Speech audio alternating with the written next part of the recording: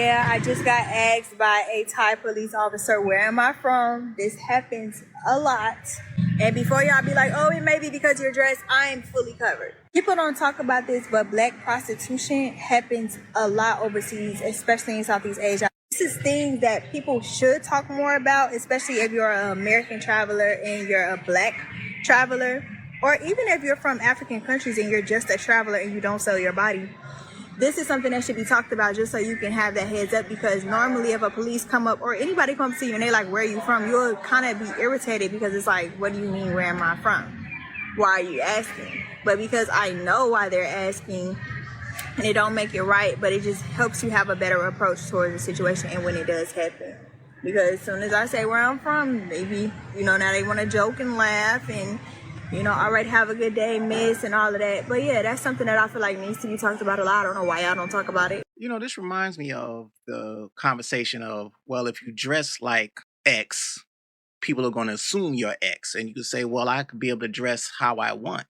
I shouldn't be put in a box because of the attire I want to wear, just because it's similar to somebody who has, they sell their body, be it on the blade or in the clubs, what have you. If you're a solo traveler traveling in a hot spot for women who sell their body who happen to look like you, would this be occurring if you weren't traveling solo? And I don't mean in a group of women. I'm talking about if you were traveling with your husband. If you take 1,000 females who've experienced this, I'd find it hard to believe over 20% of them were married and traveling with their husband. I think because the fact that they're looking like those who sell their bodies, and they're also moving around like those who sell their bodies, they're being placed into the same box as those who sell their bodies. And I think that's where a lot of the, well, what do you mean? Why you're asking?